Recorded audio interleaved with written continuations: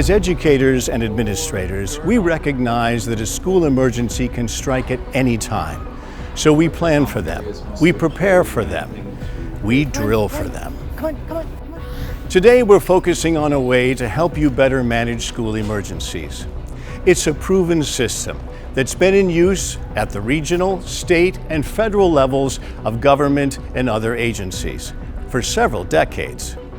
It is also a tool that integrates seamlessly into all your current school emergency plans. It's called the Incident Command System, or ICS. As we'll soon discover, it's easy to implement and follows a logical approach to managing people and resources.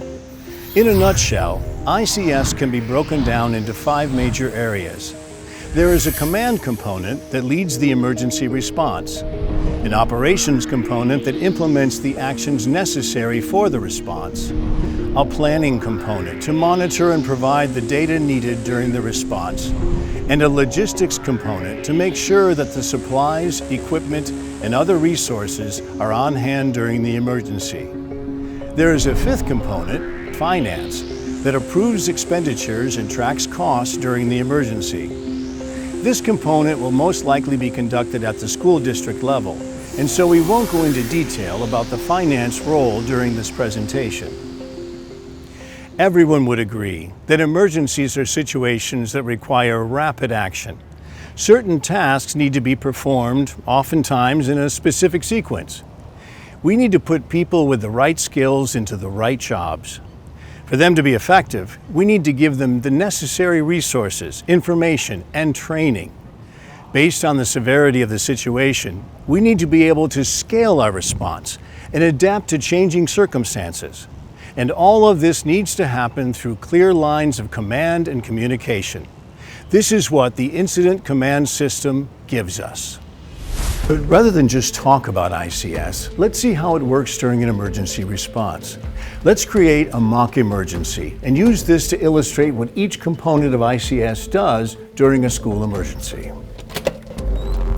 For our purposes, let's assume that our emergency is a chemical spill and fire in one of our school science labs.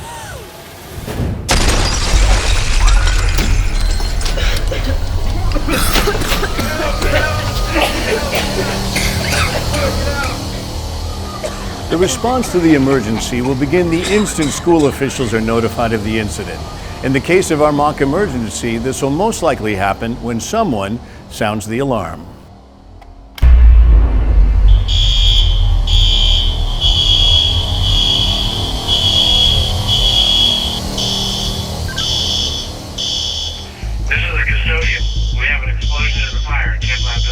In any emergency, the school principal will serve as the incident commander. What's going on? They will direct the initial response to the emergency. Is there anybody hurt? I don't know. Okay, let's get on the PA, let the staff know that this is not a drill. Let's also make sure we call dispatch, paramedics, and fire. At the start of any emergency, it's important that the incident commander make decisions that establish priorities, Far away from the set fire. objectives, and establish tasks appropriate to the emergency response. This is not a drill.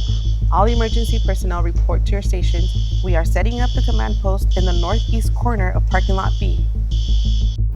The response protocols you already have in place don't necessarily change under ICS. In the case of our mock emergency, students, teachers, and staff would evacuate classrooms and go to their predetermined assembly areas. Roll calls would be taken and recorded while they await further instructions. Note that the opening moments of an emergency are not the time to set assignments for staff. These should all be predetermined well in advance. This way, each member of your staff knows who is serving on the operations, planning, and logistics teams. And these team members in turn know what is expected of them when the order is given to deploy. The command post is at the heart of your emergency response. This is a centrally located area, safely set up away from the areas impacted by the emergency.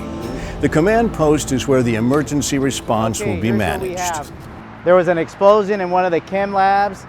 Now there is a fire in building 2. Large amounts of smoke covers the campus. the fire department and police aren't around. Leading the command post is the incident commander. The incident commander uses data collected by the ICS teams to set and revise objectives throughout the emergency response. They make decisions according to policy and redeploy resources as necessary. In the command post, the planning section is responsible for monitoring and managing data. They track lists of all those known to be on campus at the time of the incident. They provide campus maps, rosters, prior planning documents, and any other information that could prove useful to the particular emergency. Much of this information may be in digital form, but contingencies must take into account that there might not be power to run electronic devices. Thus, hard copy printed information must also be available for use. Whiteboards should be used to provide ongoing status. Gabby, you have the radio. Make sure Angel gets all the incoming info. Throughout the ICS response, planners will catalog and update data based on the information obtained from the operations section. The operations section focuses on the areas necessary to implement the response. This includes the accountability of everyone at the school location. Your accountability report form. Most classrooms are already at their assembly area, okay? Some are still moving. My teams are still getting classroom lists. We should have status very soon. Are all students accounted for? Yes. Okay, thank you. 413. Idio? Just have one online learner. Okay. Everybody else accounted for. Alexandra, okay, got it. The Thank accountability unit of the operations section is responsible for providing Hi, accurate counts, and- identities, Got it. Thank status, and locations of individuals. What about casualties? We have set up a casualty collection site right here, 25 yards out. I have Another important duty of operations is to provide a medical triage unit. Typically led by the school nurse, this unit will establish and manage a private area to treat injuries or stage casualties for transport. Okay, emergency services are on the way. The search and rescue unit is also part of operations. If necessary, they will deploy search and rescue units to locate people, clear classrooms and other areas of the campus, and seal off areas. Room 603 is clear.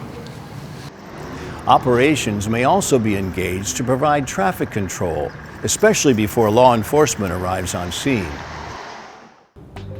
And finally, the logistics section focuses on the resources necessary to manage the response. This may include securing the equipment needed for the command post, including communications gear, supplies, and items needed for search and rescue. It involves providing essentials like water and food, and it may involve securing transportation for evacuation.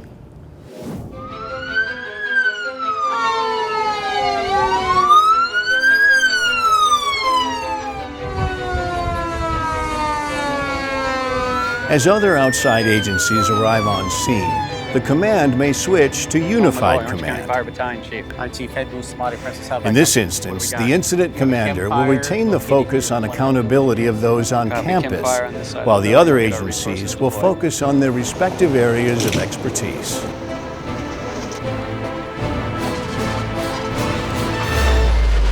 This is Accountability Team 2. As we've stated, our ultimate goal is accounting for everyone on our campus and getting them to safety. Depending on the scope of the emergency, once we're certain of everyone's whereabouts, it may result in our simply releasing students and staff to go home, or it may involve evacuation to an off-site location. If evacuation is needed, the logistics section will secure buses, and the accountability unit of the operations section will account for everyone boarding a bus at your school. All students are accounted for. We're good to go. A similar count will be taken at the bus destination. Think of the incident command system as a bridge that links your current emergency plans with a mechanism for responding quickly and effectively. To work, ICS must be part of your planning process. Duty assignments need to be set up now. Good afternoon. We are working today Meet with your emergency teams and response review and team discuss their and our duties during an emergency. Treat this the same way you do your other emergency drills. Remember, the more prepared you and your team are to operate under the incident command system, the smoother your response will be in a real emergency. One, that everybody's safe. When setting up incident command system assignments, utilize the current skills and talents of the individuals on your staff.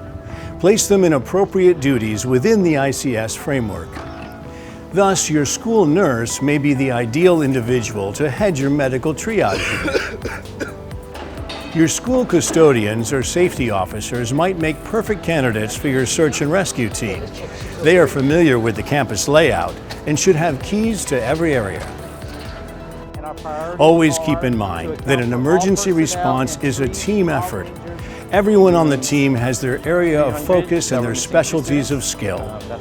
Find the right people on your staff for the right jobs, and then work to train them in what will be required of them during an emergency. Begin now to collect the materials you will need in an emergency response. Build your command post. It may require a pop-up or two, tables, chairs, whiteboards, and other supplies. If you're not already doing so, have supplies stockpiled: water, emergency rations, first aid kits, flashlights, and other items. Maintain this inventory and keep it current.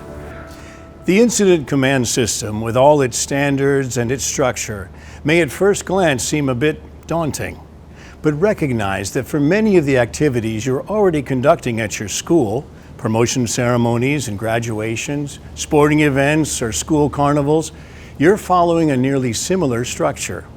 You plan these activities. You make assignments and delegate duties. And then you manage each activity to success. And the reason we are here tonight are amazing graduates of Saddleback High School's class of 2020. The Incident Command System gives us the structure to plan, conduct, and manage any emergency we may face on our campuses, regardless of its nature or size. Our goal is simple: to ensure that our responses to emergencies will always be immediate, appropriate, and effective. The Incident Command System is the tool to get us there.